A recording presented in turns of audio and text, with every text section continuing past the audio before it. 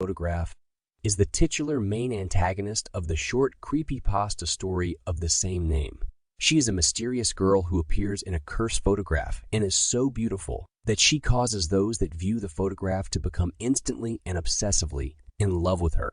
The original story features a teenage boy named Tom who finds the photograph outside his school of the girl holding up her fingers in a peace sign. 2 fingers. Tom falls in love with Elizabeth and decides he must find and meet her somehow.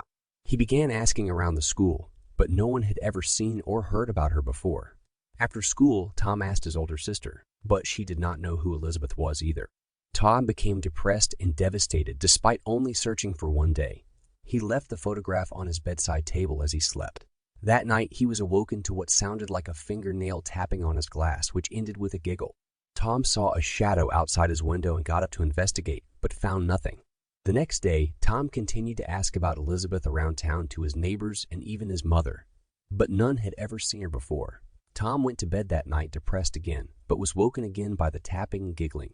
This time, he grabbed the photograph and went outside, following the giggling. He did not watch where he was going, however, and ran into the street and was struck by a truck, which killed him instantly. When the driver of the truck got out to try and help Tom, he saw that it was too late. He also saw the photograph, with a beautiful girl holding up 3 fingers. Elizabeth is described as being so beautiful that those who view the photograph of her become obsessively in love. She uses this beauty to brainwash victims into trying to find her and anything about her, which she eventually uses to lure them into deadly situations. Elizabeth is apparently able to physically manifest in close proximity to the photograph, which she uses as both a fear and luring tactic.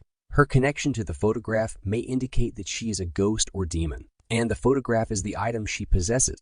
Elizabeth also changes depending on how many she has killed. Assuming that she holds up another finger whenever a victim is killed, it can be assumed she has killed 3 people.